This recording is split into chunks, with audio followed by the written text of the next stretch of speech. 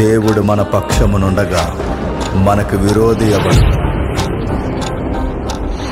కొన్ని విలువైన సంగతులు ఈరోజు మనం ధ్యానిద్దాం.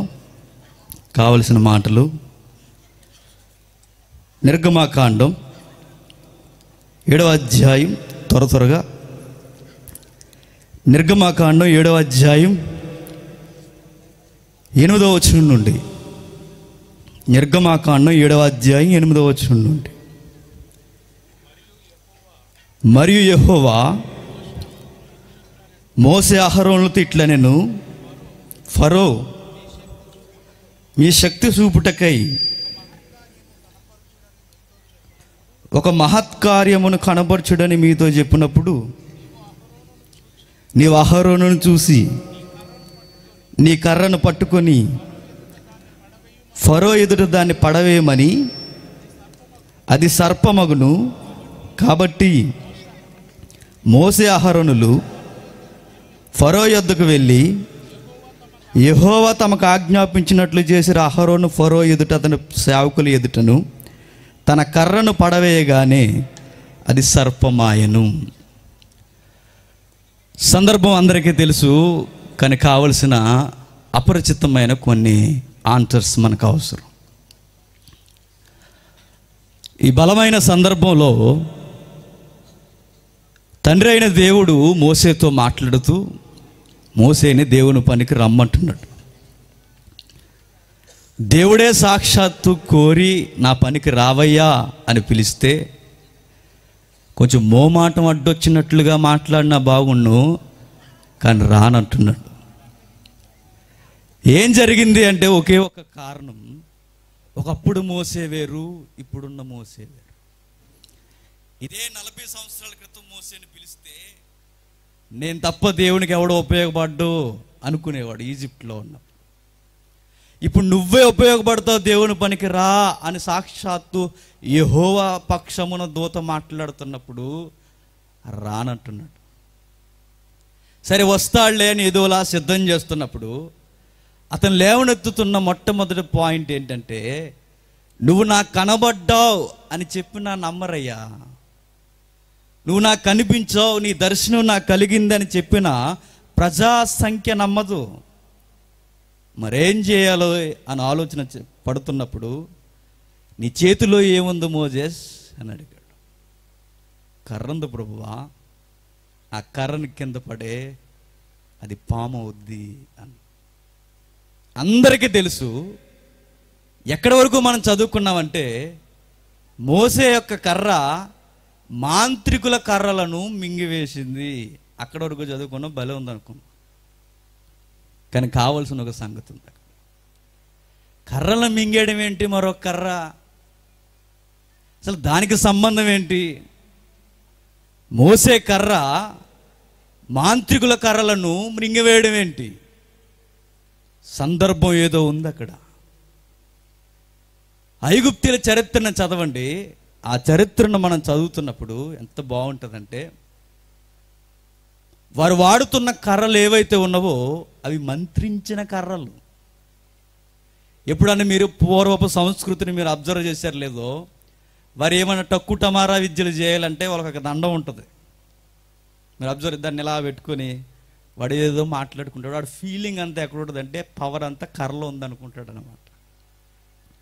వాళ్ళ యొక్క మాంత్రిక కర్రలు ఐగుప్తీ శక్తులకు ప్రతీక. వారి మాంత్రిక దండములు ఐగుప్తీ దేవుళ్లకు చిహ్నం. అలాంటి దేవుళ్లకు చిహ్నమైన కర్రలను ఇప్పుడు ఎవరి కర్ర మింగేస్తుంది? మోసే కర్ర మింగేస్తుంది. వారి అబ్బాయి మీ కర్రలన్నీ ఒట్టివిరా అని చెప్పడానికి అన్నమాట. అయ్యలకు అర్థం అవట్లా కర్రలు ఒట్టివన్న సంగతి. మీ కర్రల్లో ఏ పవరు లేదు, అవన్నీ బలాదూర్, మీరు ఏదో ఫీలింగ్లో ఉన్నారు, అవి ఎందుకు పని చేయవని చెప్పి బ్రింగేస్తే ఎటుపోవాలో తెలియని పరిస్థితి. అక్కడ దేవుడు ఏదో పాఠాన్ని మనకు నేర్పుతున్నాడు. ఆ రోజు ప్రజానికాన్ని నడిపించడానికి నాయకుడిగా మోసేని పిలుస్తున్నప్పుడు, ప్రజానికాన్ని ముందుకు దేవుని యొక్క కనుసన్నల్లో దేవుని యొక్క ఆలోచన ప్రకారం ఆయన సన్నిధిలో నడిపించాలి అంటే శత్రువుకున్న బలాలన్నీ కొట్టుకుంటూ రావాలన్నది సూత్రం. వాళ్ళ ఫీలింగ్ అంతా ఏంటంటే మా దగ్గర పవర్ ఉంది అని. ఆ రోజు సీన్ ఎలా ఉంటుందో తెలుసా? మోసే ఇలా కర్ర తీసుకొని పట్టుకొని, ఇదిగో మా ప్రజలను పంపించాలయ్యా నువ్వు, మా తండ్రి అయిన దేవుడు చెప్పాడు 3 దినముల ప్రయాణం అంత దూరం మేము పోయి ఆయనకు ఆరాధన చేసి మరలా మేము వస్తాం, మమ్మల్ని పంపించవయ్యా అని అడిగితే పంపను అన్నది ఆన్సర్. పంపవు, ఒకసారి చూడని కర్ర వేసాడు, ఏమైంది? పాము అయింది. అప్పుడు లుక్ ఎలా ఇచ్చుంటాడు మోసెస్, ఎలా ఉంది? అలా ఉందా? వెయిట్ తనకు సంబంధించిన మంత్రగాళ్ళను విద్వాంసులను పిలిచి వాళ్ళు పాములను చేశారు. ఇప్పుడు 400 ఎలా ఉంది? ఒకరికొకరు చేసుకుంటున్నారు. కానీ వింత ఏంటంటే దేవుడు ఒక సూత్రం చెప్పాడు, వాడు హృదయాన్ని నేను కఠినపరుస్తాను అని. హృదయాన్ని ఎందుకు కఠినపరుస్తాడు? కఠిన హృదయులకి సహనం ఏంటో తెలుసా? వారు దేవునికి చోటు ఇయ్యనొల్లకపోయిరు గనక చేయరాని కార్యములు చేయడానికి భ్రష్ట మనసుకు ఎప్పుడైతే అప్పగింపబడ్డారో వాళ్ళు చేసే ప్రతి నీచమైన పని దేవునికి దూరం అయిపోయిన పని అనడానికి గుర్తు. దేవుడు ఫరోకి ఇచ్చిన మొదటి పనిష్మెంట్ ఏంటంటే వాడు హృదయాన్ని కఠినపరిచాడు. ఇది అన్యాయం కదండి. దేవుడు ఫరో యొక్క హృదయాన్ని కఠినపరిచేసి ఆయన మహత్కార్యములు చూపించుకోవడానికి ఫరో హృదయాన్ని కఠినపరిచి ఒక పావులా వాడుకోవడం కరెక్టా అని మానవతావాదులు అడగొచ్చు. కానీ బైబిల్లో ఉన్న సూత్రం ఏంటంటే దేవునికి చోటు ఇవ్వకపోతే అన్నది మర్చిపోకండి. మన సంఘాలలో, మన జీవితాలలో వాక్యం బోధిస్తున్నప్పుడు, వాక్యం వింటున్నప్పుడు ఎవ్రీడే మన లైఫ్లో దేవునికి ఇవ్వాల్సిన స్థానాన్ని ఇవ్వకపోతే దేవుడు మనకిచ్చే గిఫ్ట్ ఏంటో తెలుసా? కఠినపరిచేస్తాడు. ఎప్పుడైతే కఠినపరచబడ్డామో ఇక దేవుని మాటన్నా భయం ఉండదు, దేవుడన్నా భయం ఉండదు, అసలు ఏ భయం మనకు ఉండదు. మనకు నచ్చింది చేసుకుంటా పోతామంటే ఫరో కూడా అదే చేస్తున్నాడు. జరిగితే జరిగింది. వాడి కర్రలన్నీ మింగివేస్తున్నప్పుడు అక్కడ ఒక వింతైన పదం మనం మర్చిపోకూడదు, ఒక ఇంతైన సమాధానం మనం మర్చిపోకూడదు. ఫరో యొక్క మంత్రాజ్ఞుల యొక్క కర్రలను మోసే కర్ర మింగివేసెను. ఈ కర్ర కొరకు నెక్స్ట్ క్లాస్లో మాట్లాడుకుందాం. మోసే కర్రన్నా అహరోను కర్రన్నా దేవుని కర్రన్నా ఒక్కటే. దానికి సంబంధించిన చాలా చరిత్ర ఉంది. ఇప్పుడు అదంతా వద్దు మనకి. దేవుడు మనకు నేర్పిస్తున్నది ఒకే ఒక్కటి. ఆ తర్వాత 10 తెగుళ్ళు. ఆ 10 తెగుళ్ళు దేనికి గుర్తో తెలుసా? ఐగుప్తి దేవతా దేవుళ్ళు.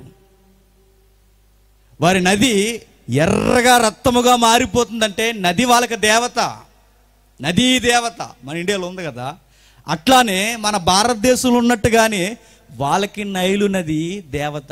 ఇప్పుడు దేవత ఏమైంది? నిత్యం మనకి మంచినీళ్ళు ఇచ్చే దేవత ఏమైందంటే ఎరుపెక్కిపోయి రక్తవర్ణముగా మారిపోయింది. ఏమి నేర్పిస్తున్నాడు ఈజిప్టియన్స్కి దేవుడు? ఒరే అయ్యా, మీరు నమ్ముకుంటున్న ఆ దేవుళ్ళు, మీరు నమ్ముకుంటున్న ఆ దేవతలు దేవతలే కాదు అని చెప్తున్నాడు అన్నమాట. రోజు సన్యాస్నానాలు ఒంగొంగి దండాలు పెడుతున్న మీ దేవతే నా వశంలో ఉందన్న సంగతి మర్చిపోకండి అయ్యా అని చెప్తున్నాడు. ఆ తర్వాత ఏం జరిగింది? వాళ్ళకి భూమి దేవత. భూమి నుండి ధూళి లేచింది, భూమి నుండి రకరకాలైన ఈ సూక్ష్మజీవులు ఉద్భవించి ఆ తర్వాత ఏమైంది? భూమి కూడా తిరగబడుతుంది.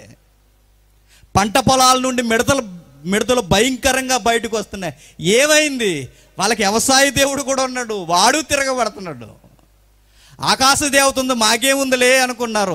ఆకాశం నుండి తల మీద ఒక్కొక్కటి పడుతున్నాయి. ఏంటవి? వడగండ్లు. దేవత కూడా కరుణించట్లా. ఏ విధముగా చూసినా గాలి, చీకటి అన్నీ కలుషితం అవుతున్నట్టుగా అనిపిస్తున్నాయి వాళ్ళకి. ప్రకృతి యొక్క చక్రం క్రమం మారిపోతుంది. ఏంటి యజ్ఞయాగాలు ఏమన్నా తేడా చేసామనుకున్నారేమో ఆ రోజు పూజారి అవస్థ. కానీ వింత ఏంటంటే మీరు నమ్ముకున్న దేవుళ్ళు, మీరు నమ్ముకున్న దేవతలు దేవతలే కాదురా అయ్యా అని చెప్పాడు అన్నమాట. అందుకే వాళ్ళకి అర్థం కావాల్సింది ఏంటంటే దేవుడు అన్నవాడు అసలు వీళ్ళందరినీ మనం దేవుళ్ళుగా ఫీల్ అవుతున్నామే, వీటన్నిటినీ నడిపిస్తున్న శక్తి ఏదన్నా ఉందన్న క్వశ్చన్ రావాలి వాళ్ళకి. అందుకే అధ్యాయం 12:12 ఏమంటాడు తెలుసా? మీ దేవతలకు నేను తీర్పు తీర్చి తిని అంటాడు. వాళ్ళకి కప్ప దేవుడు, పిల్లుల దేవుళ్ళు, జంతువుల దేవుళ్ళు, వాటన్నిటితోనే దేవుడు వాళ్ళతో చెడు కూడా ఆడుతుంటాడు. ఇలా ప్రారంభమైంది. మనం నేర్చుకోవాల్సింది, వారిని బలహీనపరుస్తున్నాడు దేవుడు. మీరు ఇంటికి వెళ్ళిన తర్వాత స్టడీ చేయండి, టైం లేదు. ఇప్పుడు మోసే ఐగుప్తి నీళ్ళని రక్తముగా మార్చాడు అనుకోండి, మంత్రాజ్ఞలో చేంజ్ చేయాలి, మంచినీళ్ళుగా మార్చాలి. సెన్స్లో లాజిక్ మర్చిపోకండి. వాడు మంచినీళ్ళని రక్తమును మంచినీళ్ళుగా మార్చాలి మంత్రాజ్ఞలు వచ్చి. కానీ వింత ఏంటంటే వాళ్ళు రక్తంగానే మారుస్తారు. వాళ్ళ కప్పలు తీసుకొస్తే వీళ్ళ కప్పలు తీసుకొస్తారు. వాళ్ళు ధూళిని రేపితే వీళ్ళ ధూళిని రేపుతుంటారు. ఐగుప్తిలో ఫరో ఏవేవైతే వండర్స్ జరిగిస్తున్నారో వీళ్ళు అవే చేస్తారు. ఇరుగుడు తగ్గించాలి కానీ తీవ్రత పెంచుతున్నారు. వింత ఏంటో తెలుసా? వెనకుండి వాళ్ళని కూడా నడిపిస్తున్నది దేవుడే. ఎందుకో వారికి తెలియకుండానే వాళ్ళ కాళ్ళు ఎరగొడుతున్నాడు అన్న సంగతి మర్చిపోతున్నారు.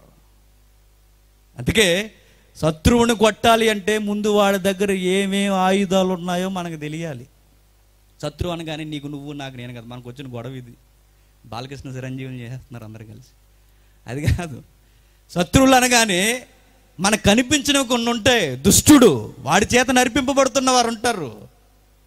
వాళ్ళ యొక్క ఆలోచన విధానం ఎక్కడ బలంగా పనిచేస్తుందో దాని మీద కొట్టాలి. అప్పుడు దేవుని పిల్లలకు దేవుని దగ్గర రావడానికి ఏమేమి ఆటంకాలుగా ఉన్నాయో అవన్నీ తొలగిపోతాయి. ఒక మంచి సన్నివేశం మనం చూద్దాం. మొదటి సమూయేలు గ్రంథం, ఒకసారి అందరు రండి. మొదటి సమూయేలు గ్రంథం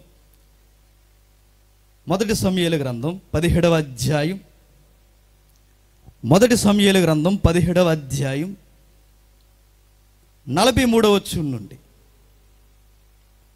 మొదటి సమూయేలు గ్రంథం 17వ అధ్యాయం 43వ వచనం నుండి. ఫిలిష్తీయుడు ఆ కర్ర తీసుకొని, నీవు నా మీదకు వచ్చుచున్నావే, నేను కుక్కనా అని దావీదుతో చెప్పి తన దేవతల పేరుతో దావీదిని శపించెను. ఆ మాట ఎంత బాగుంది చూడండి. దేవుని పిల్లలకి ధైర్యాన్ని ఇచ్చే మాట. శత్రువైన వాడు ఏం చేస్తున్నాడంటే వాడి దేవత పేర్లతో శపిస్తున్నాడట. సువార్తగా మనం పోతున్నప్పుడు, దేవుని పని చేయడానికి మనం పోతున్నప్పుడు, ఒరే భ్రష్టుడా, నేను చెబుతున్నాను నువ్వు సర్వనాశనం అయిపోతావు అన్న సంకేతాలు మనకు కనబడతాయి. గాడ్ బ్లెస్ యూ నాన్న నన్ను చూసి. ఏం కాదు, ఎందుకంటే వాళ్ళు నమ్ముకున్నవి దేవుళ్ళు కాదు, వారు నమ్ముకున్నవి దేవతలు కాదు. అలా ఉంటే కదా అవి. వాడు అంటున్నాడు 40 రోజుల తర్వాత దావీదు వైపు చూశాడు. దావీదు సైజ్ ఎంత ఉంది? ఎదుక్కుని ఉంటాడు ఆ రోజు దావీదుని అటు ఇటు చూసి ఏడు ఎక్కడున్నాడు అని.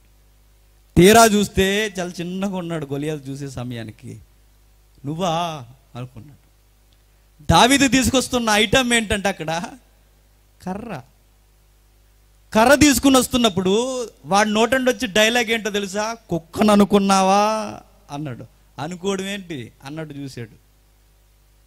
కుక్కవే, మళ్ళీ ప్రత్యేకం చెప్పాలా ఏంది? కుక్కను అనుకున్నావా ఏంది అన్నట్టు చూస్తున్నాడు. కుక్కవే అన్నట్టుంది సమాధానం.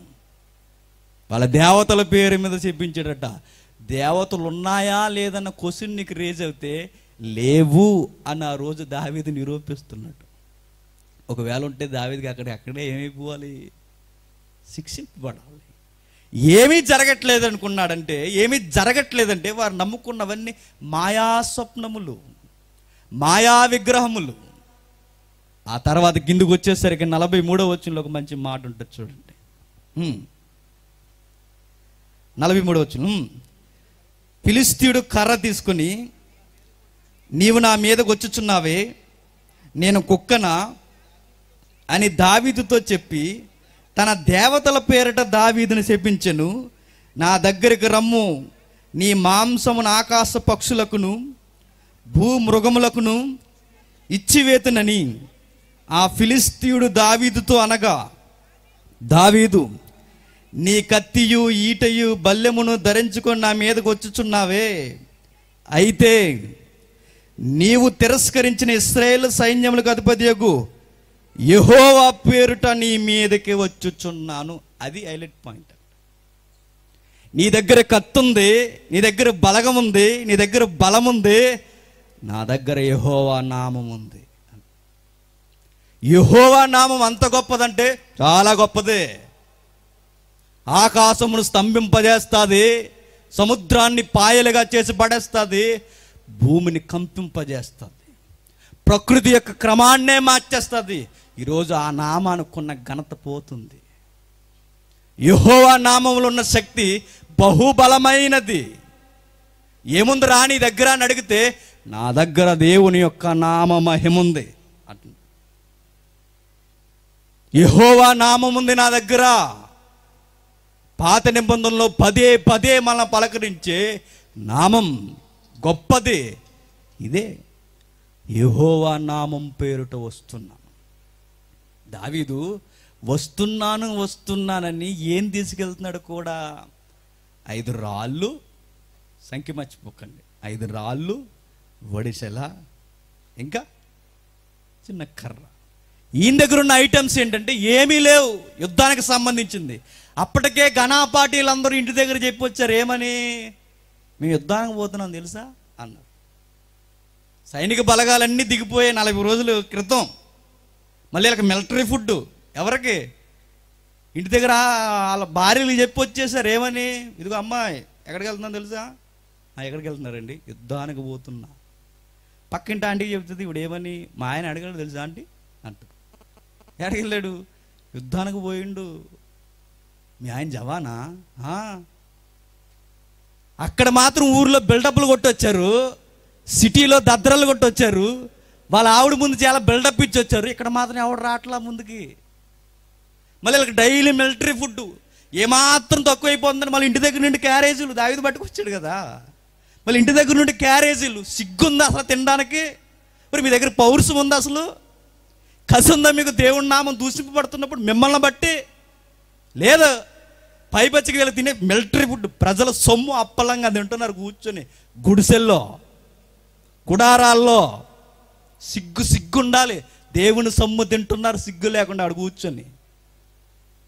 వచ్చాడు ఒకడు, చాలా తక్కువ అంచనా వేశారు, చాలా తక్కువ అంచనా. క్యారేజీలు పట్టుకొచ్చాడు కదా, ఈడేం చేస్తాడులే అనుకోడు. క్యారేజీ పగులుపోద్ది బాక్స్ అన్నాడు. బాక్స్ పగులొద్ది. ఏంటి ఆ డైలాగులు వినబడుతున్నాయి? యెహోవా నామమును దూషించుచున్నాడు. నాకు వినబడుతుందంటే, మరి బేటా అట్లాంటివి వినకరా నువ్వు అన్నారు. మీరు వినకపోతే పండి, నేను వింటా. మరలా అదే సౌండ్ వినబడుతుంది. ఒరే ఒక్కడో లేడా మీలో మగాడన్నవాడు? మనల్ని కాదులేరా అనుకుంటున్నారు. ఒరే మీలో ఒక్కడో పౌరుషం ఉన్నవాడు లేడా? యెహోవా జీవం గల దేవుని పేరు చెప్పుకున్నారు. ఒక్క మగాడు లేడురా మీలో? ఇశ్రాయేలీల్లో ఆ అజానుబావుల్లా కనబడుతున్న ఆడేమైపోయాడు? ఎవడు? సౌలు. హైట్ ఉందో తప్ప బుర్రలేదు ఎవరికి? సౌలుకి. పోయి గుడారంలోకి పోయి కిటికీలోండి చూస్తే అన్న డైలాగు, ఎవడన్నా వాడిని కొట్టేస్తే నా కూతుర్నిచ్చి పెళ్లి చేస్తాను. సిగ్గుండాలి ఆ మాట అనడానికి. కూతుర్నిచ్చి పెళ్లి చేస్తావా? ఆ మాట అనే బదులు నువ్వే బరిలోకి దిగి చావో రేవో తేల్చుకోవచ్చు కదా. ఎవడైనా చంపేస్తే నా రాజ్యంలో సగము, నా అందాల పట్టి గారాల పట్టి నా కూతుర్నిచ్చి పెళ్లి చేస్తా అంటాడు. అవన్నీ కాదు కానీ అడుగుతూ ఉండగా ఎవడ్రా ఒక్కడు లేడంటే ఒకే ఒక్క డైలాగ్, నేనున్నా. యెహోవా పక్షమున. దేవుని నామాన్ని ఆకాశమంత ఎత్తులో నిలబెట్టి జీవితం. దేవుని నామాన్ని నిలబెట్టడం జెండా మీద రాయడం కాదు. దేవుని నామాన్ని సర్వలోకానికి కనిపించేలా చూపించడం అంటే పౌరుషంతో, క్యారెక్టర్తో నిలబడడం. అది కావలసిన వాడు ఉద్దేశానుసారుడైన మనుష్యుడు ఉన్నాడు. బాలుడు, ఎర్రంటి పొగ్గలవాడు, కర్లింగ్ ఐరుతో దిగిపోయాడు అంతే రింగులోకి వచ్చాడు. అప్పుడు అంటున్నాడు ఎలుతూ, నువ్వు నాకు డైలాగ్ చెప్పడం, నేను చెబుతున్నా చూడు డైలాగు. సైన్యములకు అధిపతియగు యెహోవా పేరుట నేను చెబుతున్నా, నీ మాంసాన్ని, నీ తలని ఆకాశ పక్షులకు ఎగరేసి పడేస్తున్నాను.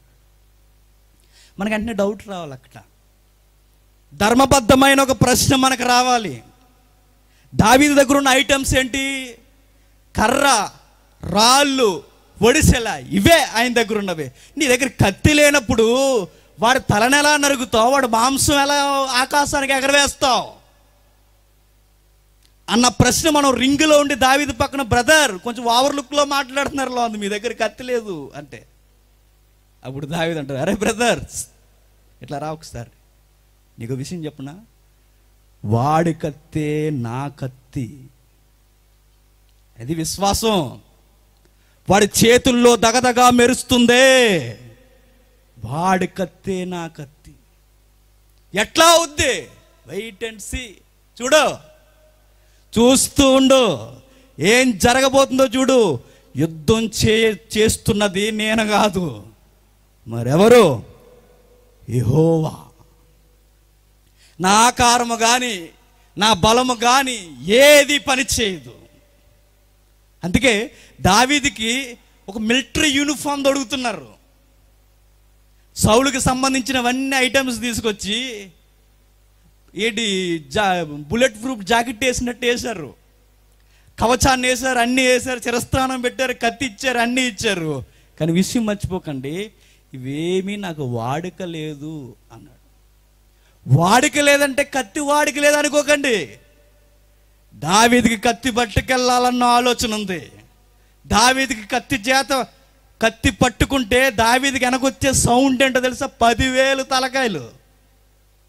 ఆయన కత్తి పట్టాడు, కత్తి చేతగా దావీదుకి కత్తి పట్టుకోవడం వచ్చు, దాన్ని తిప్పడం వచ్చు, ఎలా తెగ నరకాలో వచ్చు. నిలబడ్డవాడిని ఈరోజు ఏళ్ళు నరుగుతున్నారు తెలుగు హీరోలు తెర మీద, ఇలా ముఖం ఇలా కుక్కలు కూడా పరిగెట్టు వీళ్ళ వైపు చూసి. నైట్ టైంలో వీళ్ళు రోడ్డు మీద నడవని చెప్పండి, కుక్క తవిరిదేవరు గడిచిద్ది వీళ్ళందరినీ. తెర మీద మాత్రం 100 మంది నరుగుతారు. కానీ విచిత్రం చూడండి, దావీదు యొక్క విశ్వాసం చూడండి. అదే దేవుడు అన్నమాట, ఊరకల్లా నా ఉద్దేశానుసారుడైన మనుషుడు అన్నమాట. దేవుని ఉద్దేశాన్ని బాలుడు పట్టుకుంటాడండి వెంటనే. ఆ పెద్దలు ఎవ్వరు గ్రహించలేదు, వాళ్ళు ఎవ్వరికే పట్టలేదు, బిల్డప్ ఇచ్చి మాత్రం వచ్చారు ఇంటి దగ్గర. టైంకి చక్కగా తినేస్తున్నారు భోజనం. ఆ రోజు ఇలా మాట్లాడుకుని ఉంటారు వాళ్ళు. ఏంటో తెలుసా, వాడు పిలుస్తున్నాడు పెద్ద అయినా, మరి ఇంత దారుణంగా అయిపోయావు ఏంటంటే, నువ్వు వెళ్ళరా అని దోసుకుంటారు. పక్కన ఎవడన్నా మాట్లాడితే, నువ్వు వెళ్ళైతే మరి ఇలా ఒకడినొకడు దోచుకున్నాడు అంటే, నేను ఎట్లా వెళ్తాను, నాకు మొన్నే పెళ్ళి అయింది కొత్తగా, ఇప్పుడు వెళ్తా మరి అని ఉంటాను. నువ్వు వెళ్ళరా అంటే నువ్వే వెళ్ళడు, ఈడి వెళ్ళడు, ఒక్కొక్కడికి ఒక కుంటు సాకులు ఉన్నాయండి. సింగిల్ మ్యాన్, ఏమీ లేదా వెనకాల చెప్పుకోవడానికి. ఎవరు దాయిగా నేను వెళ్తా, నాకు లవర్స్ లేరు, నాకు ఫ్యామిలీ లేదు, మాకు అందరూ అన్నలు సపోర్ట్ చేసే అందరూ తిట్టి వాళ్ళే, మాకు ఏ గొడవ లేదు, వెళ్ళిపోతాం సీన్లోకి. దేవుని పనులకు ఏమైనా వస్తుంది, ఎందుకు రాలేకపోతున్నారు? యంగ్స్టర్స్ ఉన్నారు చాలామంది, ఇగో యూత్ మీటింగ్స్ కూడా పెట్టారట. ఎందుకు రాలేకపోతున్నారు? ఒక అడుగు ఇటు ఎందుకు వేస్తున్నారు? దేవుని కన్నా ఎక్కువైపోయిందా నీకు? అది దేవుని కన్నా ఎక్కువైపోయిందా చెడు సహవాసం? లేదు కదా. అందుకే దావీదుని చూస్తే మనకు అర్థమవుతుంది, వాడి కత్తి నా కత్తి ఎలా వద్దో చూడు అంటున్నాడు. చూడండి, కొంచెం వాటర్ ఉంటే ఉన్నా. 17వ అధ్యాయం జాగ్రత్తగా 39 ఒక్కసారి టచ్ చేసి మనం ముందుకు పోదాం.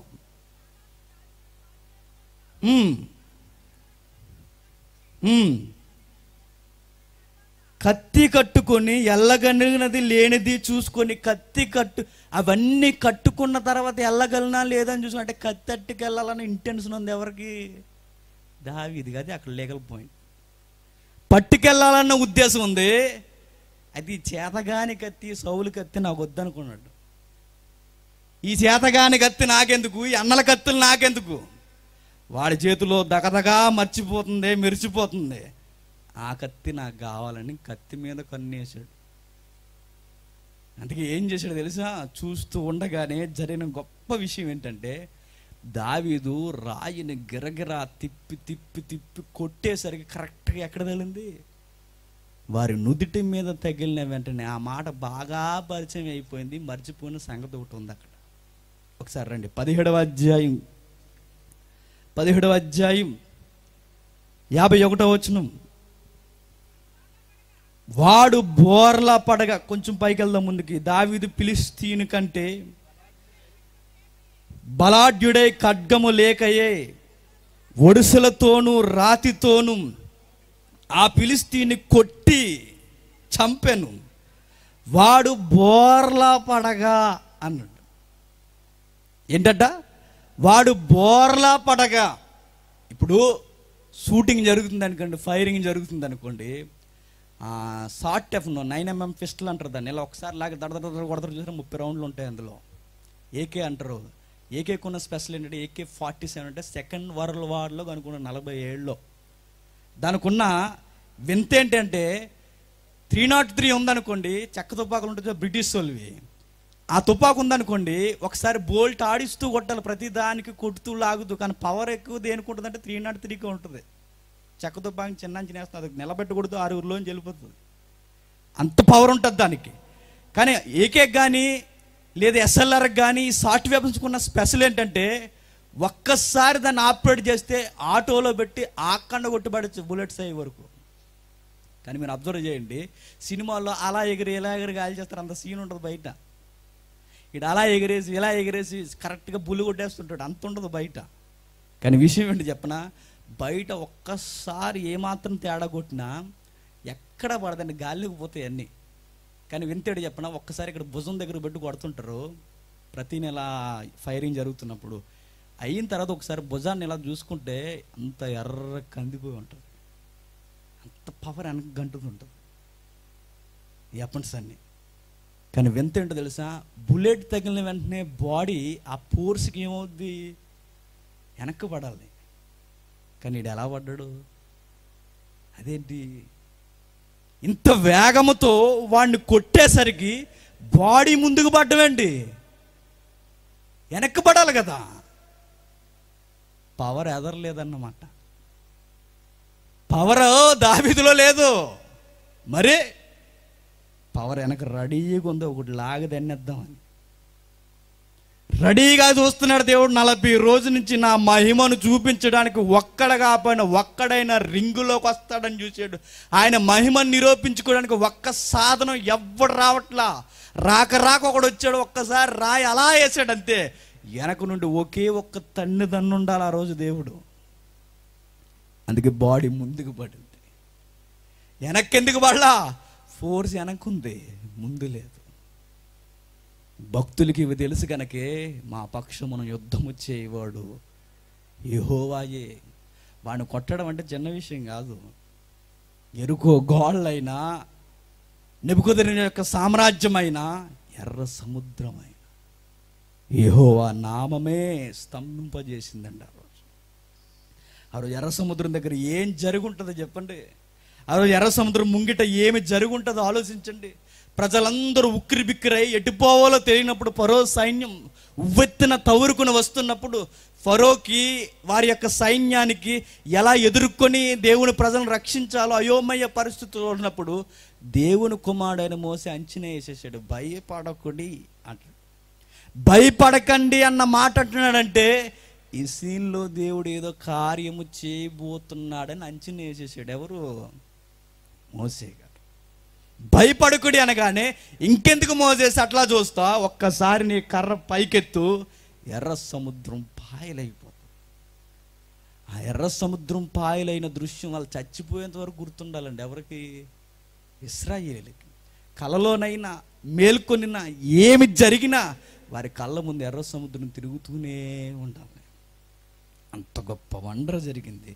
దానికి ఒకే ఒక్క కారణం, యెహోవా నామం అంత బలమైనది. ఐగుప్తీ దేవుళ్ళ నామాలు బలమైనవి కావు, భూమి మీద ఉన్న నామములు బలమైనవి కావు. ఒకే ఒక్కటి, సైన్యములకు అధిపతియగు యెహోవా. ఆ దేవుని యొక్క నామంతోనే గొప్ప గొప్ప వండర్స్ చేశారు పాత నిబంధన భక్తులందరూ. ఆయన పేరే ఒక వండర్, ఆయన పేరే ఒక వింత. ఆ వింతైన కార్యములు వారు జరిగిస్తున్నప్పుడు ఆశ్చర్యపోయారు. ఆ రోజు వెంటనే వాడి దగ్గరున్న కత్తిని తీసుకొని వాడి తలనే నరికేశాడు. దావీదు కన్ను ఎక్కడ పడిందో తెలుసా? శత్రువు యొక్క కత్తుల మీద పడింది. మనం ఎప్పుడు మర్చిపోకండి, శత్రువు దగ్గర ఏది బలమైందో అది మందైపోవాలి, అది గుర్తుపెట్టుకోండి.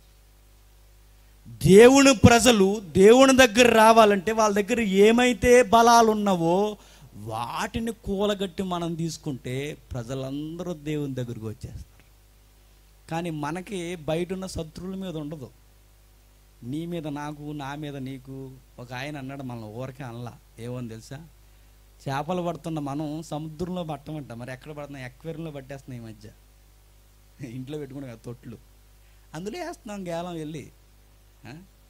నీ చేపలు నేను పట్టుకుని, నా చేపలు నువ్వు పెట్టుకుని, ఎందుకు కుళ్ళిపోయిన చేపలు? బయట చాలా కత్తులు ఉన్నాయి, మాట వినని వన్ను తగ్గనవి ఎన్నో ఉన్నాయి.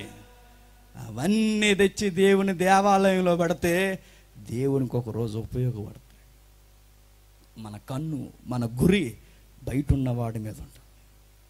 మన లక్ష్యం బయట ఎంతో గొప్పవారిగా పిలువబడుతున్నారే వారి మీద ఉండాలి, మన మీద మనకు కాదు. ఆ స్పృహ మర్చిపోకూడదు మనం. అందుకే గొప్ప వ్యక్తి అండి సువార్తలో పౌలు. ఆయన గురించి ఎన్నిసార్లు, ఎన్ని ఎపిసోడ్లు మాట్లాడుకున్నా, ఎన్ని రోజులు మాట్లాడుకున్నా, 365 రోజులు మాట్లాడుకున్నా ఆయన గురించి గొప్పగానే ఉంటుంది. ఆయనకంతా ఒకే ఒక కసి. ఆయన హృదయాన్ని ఎప్పుడు తెరిచి చూసినా సువార్త పోవాలి, సువార్త అందించాలి, ఎట్లా అయినా సరే, ఏ విధము చేతనైనా సరే. ఆయనకి ఎక్కడ ఏ కొసాన ఏ స్వార్థం కనబడదు పౌలు గారికి. అందుకే ఈ మధ్య కొందరు ఘనాపాటీలు పౌలు గారు రోమా హక్కుల కొరకు మాట్లాడారు కనుక మేము కూడా హక్కుల కొరకు మాట్లాడుతున్నాం అన్నారు. అసలు మీరు బైబిల్ సరిగ్గా చదవరా? నాకు అర్థం కాదు. వీళ్ళని ఫ్లైట్ ఎక్కించేయాలండి తీసుకెళ్ళి. ఫ్లైట్ ఎక్కించిన వాటి మీరు ఏదో అనుకోకండి. ఫ్లైట్ ఎక్కించడం అంటే మా డిపార్ట్మెంట్ లాంగ్వేజ్లో 2 రెక్కలు వెనక్కి కట్టేసి అక్కడ ఉక్కు ఉంటుంది, ఉక్కు, ఆ ఉక్కు కేసి పైకి లాగేస్తారు ఎట్లా. అప్పుడు రెక్కలు 2 వెనకపోయి బాడీ అంతా దాని మీద ఉంటుంది. దాన్ని ఫ్లైట్ ఎక్కించడం అంటారు.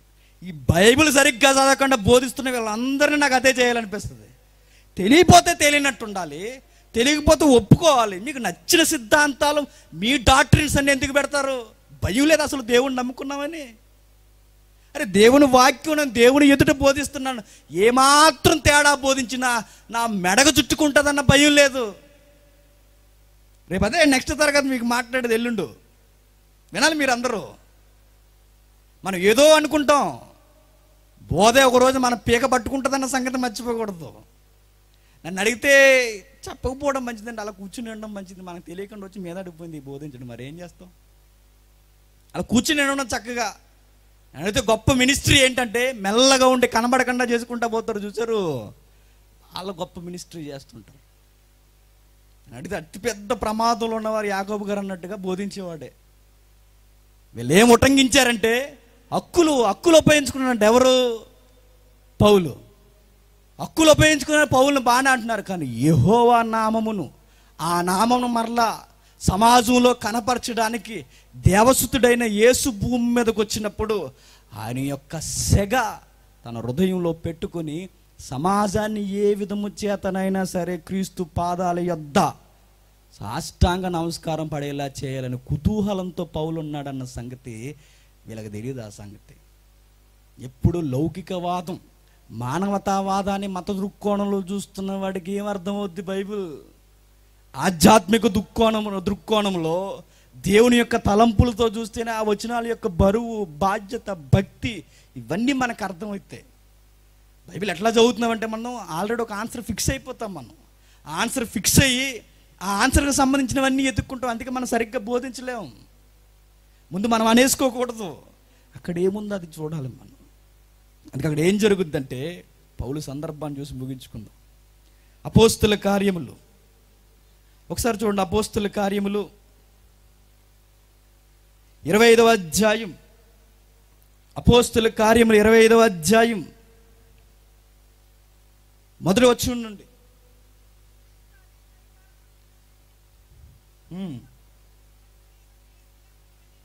కైసరియా నుండి యెరూషలేమునకు వెళ్ళెను. అప్పుడు ప్రధాన యాజకులను పౌలు మీద తనకు తెచ్చిన ఫిర్యాదు సంగతి అతనికి తెలియజేసిరి. మరియు త్రోవలో అతన్ని చంపుటకు పొంచియుండి, ఎవరిని? పౌలుని త్రోవలో చంపుటకు పొంచియుండి. మరి మీరు చంపేస్తాననుకుంటే చచ్చిపోనిస్తాడా దేవుడు? అంత సెన్స్ ఎందుకు మర్చిపోతారు నాకు అర్థం కాదు. మీరు చంపేస్తానంటే తన కుమారుని చనిపోనిస్తాడా? సర్వోన్నతుని పక్షాన మాట్లాడుతున్న వాడిని ఊరకే వదిలేస్తాడా? అమాయకులు అనుకుంటున్నారు దారిలోనే ఖతం చేద్దాం అనుకుంటున్నారు. అయితే దేవుడు ఎలా కలగజేసుకుంటున్నాడు చూడండి పౌలు ద్వారా. దయచేసి అతన్ని యెరూషలేమునకు పిలిపించుడని అతన్ని గూర్చి ఫేస్తునొద్ద మనవి చేసిరి. ఏం చేస్తున్నారు? దయచేసి. ఎంత వినమ్రత వచ్చేసిందో బిడ్డలకి. ఏమంటున్నారు? దయచేసి పౌల్ని యెరూషలేము. ఎందుకు? చంపేయడానికి ముందు అందరూ మనతో ప్రేమగా మాట్లాడతారు. ఎప్పుడు మర్చిపోకండి ఆ లాజిక్. మనకు ఒకడు అమృత ప్రేమ కురిపించేస్తున్నాడంటే మర్చిపోకండి, వాడు ఏదో రోజు మనం చంపేస్తాడు. నమ్మకండి అట అంటోళ్ళని. వీళ్ళు ఏమంటున్నారు చూడండి, అయ్యా ఆ బిడ్డని, ఎవరిని? పౌల్ని ఒకసారి సిటీకి పంపించండి. ఎందుకు? సిటీలో పెట్టించేస్తాం. ఏంటి? సుమ్మోలు రెడీగా కథం చేసేద్దామని. కానీ పౌలు అంటాడు, పౌలుకి అప్పటికి ఒక దర్శనం ఉంది. రోమీయుల ఎదుట సువార్తను నా నామమును బలముగా బోధించాలి పౌలు అన్న దర్శనం. ఆ మాట చూడండి ఒకసారి ఎంత బాగుంటుందో. 23వ అధ్యాయం 11వ వచనం. ఆ రాత్రి ప్రభు అతని యొద్దకు నిలుచుండి, ధైర్యముగా ఉండుము, యెరూషలేములో నన్ను గూర్చి నీవు ఎలాగ సాక్ష్యం ఇచ్చితివో అలాగునే రోమాలో కూడా సాక్ష్యం ఇవ్వవలసి ఉన్నదని అతనితో చెప్పను. యెరూషలేములో ఎంత గొప్ప సాక్ష్యము నువ్వు ఎట్లయితే ఇచ్చావో అక్కడ కూడా అట్లాంటి సాక్ష్యమే ఇవ్వాలి. అంటే పౌలు హృదయంలో ఏముందో తెలుసా? రోమా అధికారులు ఎదుట, రోమా ప్రాంతంలో దేవుని గూర్చి సాక్ష్యం ఇవ్వాలి. ఆయన నామాన్ని, కుమారుని యొక్క సువార్తను ప్రకటించాలి. ఈ కుతూహలంతో ఉంటే వీళ్ళ కేసులు పెడుతున్నారు.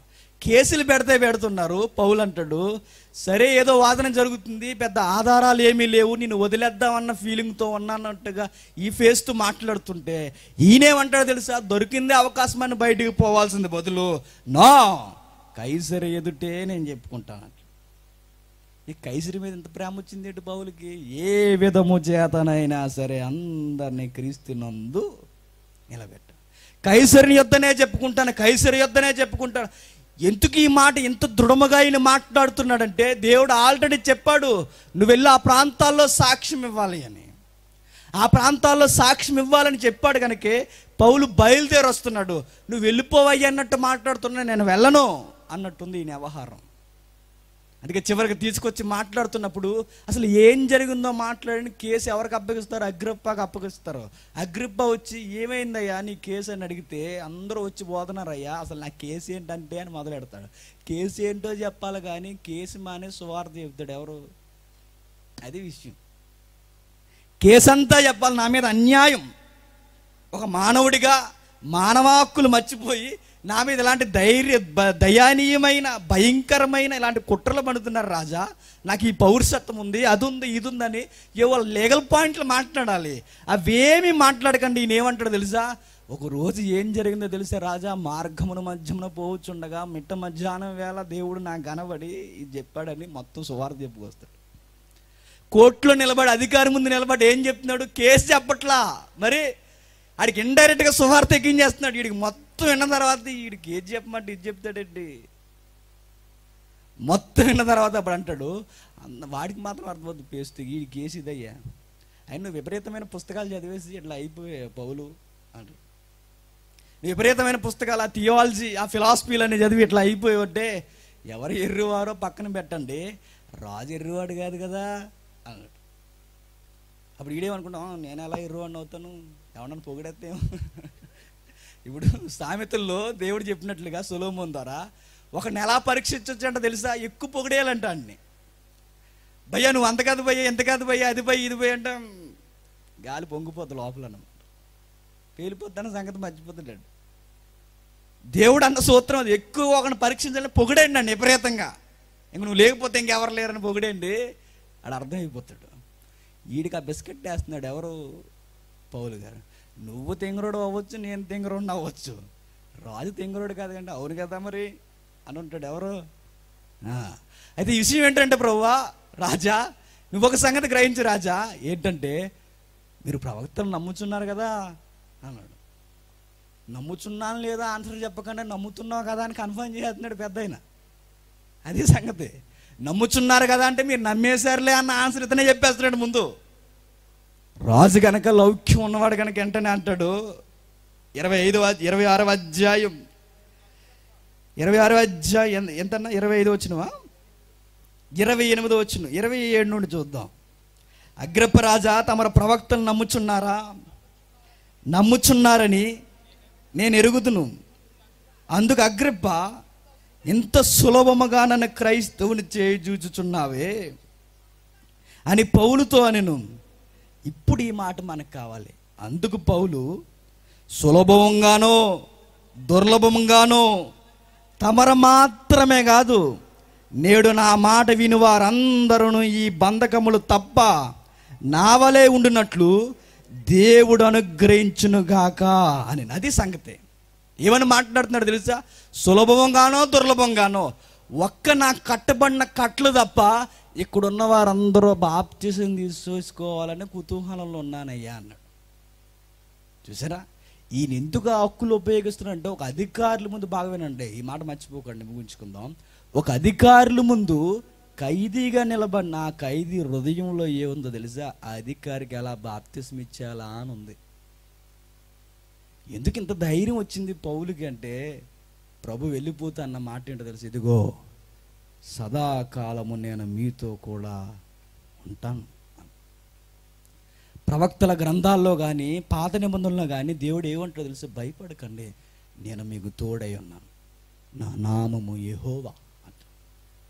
ఆయన క్యారెక్టర్ నిరూపించుకోవడానికి ఆ సౌండ్ ఎక్కువ మనకు వినబడుతుంటుంది. క్రొత్త నిబంధనకు వచ్చేసరికి కూడా అదే నామకరణం శైలి మనకు కనబడుతుంది. సదాకాలం మీతో కూడానే ఉన్నాను, భయపడకుడు, వెళ్ళి సువార్త చెప్పండి. అందుకే రాజులు ఎదుటి నిలబడినప్పుడు కూడా అంటున్నాడు, సులభంగా అయినా పర్లేదు, దుర్లభంగా అయినా పర్లేదు, అవకాశం దొరకాలి కానీ భయ్యా అందరికీ బాప్తిసం ఇచ్చేయాలనుకున్న ఆలోచనతో. చాలామంది ప్రసంగికులు మిస్ అయిపోతే ఏంటో తెలుసా? అవకాశం దొరికిందా లేదో చూసుకోవాలి. నీకు వెనక ఇచ్చారా, ముందు ఇచ్చారా, కరపత్రంలో ఫోటో పెద్ద చేశారు, ఇవన్నీ నీకు ఎందుకు అయ్యా? నీకు పెద్దదేశారా, సీన్ దొరికింది, దిగిపో, దంచే, అయిపోయింది, వెళ్ళిపో. దేవుడు ఇచ్చాడు, ఉపయోగించు. నీకు పెద్దదేస్తే ఏంటి, చిన్నదేస్తే ఏంటి, నీకు డిగ్రీ ఎడదే ఏంటి, ఎట్టకపోతే దమ్ములోనుంటే ఏం తగిలిస్తే ఏంటి, తగిలించకపోతే ఏంటి, అది మర్చిపోకండి. కసిలోను ఉండాలి కానీ, దేవుని కొరకు మాట్లాడాలన్న యథార్థ హృదయం ఉండాలి కానీ, ఇవన్నీ మనకెందుకు? ఫస్ట్ ఎయిడ్ సెకండ్ ఎయిడ్ ఎక్కడైనా ఫస్ట్ ఎయిడ్ చేసేయడమే, కోసి పడేయాలి అంతేక, ఆపరేషన్ చేసేయాలి, గుట్టేసేయాలి అంతే. అది అర్థమవుతుంది. సులభంగా ఏంటి, దుర్లభంగా ఏంటి, ఎట్లయినా సరే ప్రభువా బాప్తిసం ఇచ్చేస్తాను, అది సంగతి ఓపెన్ అయిపోయాడు ఇక. కాబట్టి దేవుని నామం బహుబలమైనది. దేవుని యొక్క నామాన్ని పుణుకుపుచ్చుకున్న మనం ధైర్యం కలిగి ఉండాలి. పాత నిబంధనలో వండర్స్ జరిగే, ఇక్కడ ఆగిపోయి అనుకోకండి. ఈ వండర్స్ ఎప్పటికీ జరుగుతాయి అనడానికి గుర్తు ఏంటంటే, యేసుక్రీస్తు జనన మరణ పునరుద్ధానం, దాని మీద మనం ఆనుకున్నామన్న సంగతి మర్చిపోకండి. చరిత్రను బ్రేక్ చేశాడు ఆయన. ఆ చరిత్రలో మనకున్న రుజువు, గొప్ప ఆధారం ఏంటంటే, ఆయన యొక్క సువార్తను బోధిస్తున్నప్పుడు ఏమైపోయినా పర్లేదు, 60 ఏళ్ళ జీవితంలో ఉంటేటి పోతే ఏంటి, ఆ గొప్ప కార్యం మీరు గుర్తించుకోండి, దాని ప్రకారం చెబుతూ వెళ్ళిపోండి. పాత నిబంధన దగ్గర నుండి క్రొత్త నిబంధన వరకు ఈ నామానికి బహుబలమైనది. ఒక ఇంపార్టెంట్ సాంగ్, ఆ సాంగ్ అందరూ చూడాలి. టైం కొంచెం లేట్ అయింది అనుకోకండి, ఆ సాంగ్ చాలా గొప్పది. కొన్ని సాంగ్స్ ఉంటాయండి ఎప్పటికీ మర్చిపోలేం. ఆ నామాన్ని మనం చూస్తున్నప్పుడు ఎంత చక్కగా పులకించిపోయి రాశారో తెలుసు ఆ పాట. ఆ పాటను మీరు వినండి. ఆ పాట వినే ముందు ప్రార్థన చేసుకుందాం. వీలైతే మరలా కలుసుకుందాం. God bless you. పరలోకమందున మా తండ్రి, మీ ఉన్నతమైన మాటలు వినడానికి తండ్రి అనుకూలమైన సమయమును మాకు అనుగ్రహించారు తండ్రి. ఈ ప్రతికూల పరిస్థితుల్లో ఉద్యోగంతో తండ్రి సమయం లేక బాధపడుతున్నాం. మమ్మల్ని తండ్రి ప్రేమించి మీ పిల్లలకి ఉన్నతమైన మాటలు వినిపించడానికి ఒక పాత్రగా ఎందుకు పనికిరాని మమ్మను వాడుకున్నందుకు మీ కృతజ్ఞతాస్తుతులు చెల్లిస్తూ, విన్నవారు అందరి హృదయంలో తండ్రి ఈ గొప్ప మాటలు నిలబెట్టండి. అలాగే తండ్రి వారు ఎటువంటి భయానికి లోను కాకుండా మేము నమ్ముకున్న వారుగా ధైర్యం కలిగి జీవించడానికి సహాయాన్ని అనుగ్రహించండి. వేదిక మీద ఉన్న సేవకులందరినీ జ్ఞాపకం చేసుకోండి. వారి సంఘాలను దీవించండి, వారి సంఘాలను అభివృద్ధిపరచండి. వారి సువార్తలు తిరుగుతున్నప్పుడు తండ్రి వారి ప్రయాణాల్లో మీ కృపను, మీ కాపుదలను అనుగ్రహించండి. ఉన్నతమైన మాటలు కలిగిన వారుగా తండ్రి, ఎక్కడ రాజీ పడకుండా గొప్పగా మీ కొరకు సేవ చేస్తూ బలా నమ్మకమైన దాసులు నా శబ్దానికి నేను అర్హుని తండ్రి అని నిలబడే శక్తిని, నమ్మకాన్ని వారి హృదయాల్లో ఉంచుతారని కోరుతూ, తర్వాత మాట్లాడడానికి సిద్ధమవుతున్న మీ కుమారుని నోట మీరే ఉండి తండ్రి, ఉన్నతమైన మాటలు మీరే మాట్లాడండి, తను ఒక ఉన్నతమైన పాత్రగా మీరు వాడుకుంటారని కోరుతూ, మమ్మల్ని ఎవరైతే శత్రులుగా భావిస్తున్నారో వాళ్ళందరినీ క్షమించండి, వారిని ప్రేమించే మంచి మనసును మాకు అనుగ్రహిస్తారని ఆశిస్తూ చిన్న ప్రార్థన క్రీస్తు నామమున సమర్పిస్తున్నాము తండ్రి. ఆమేన్. సెలవు.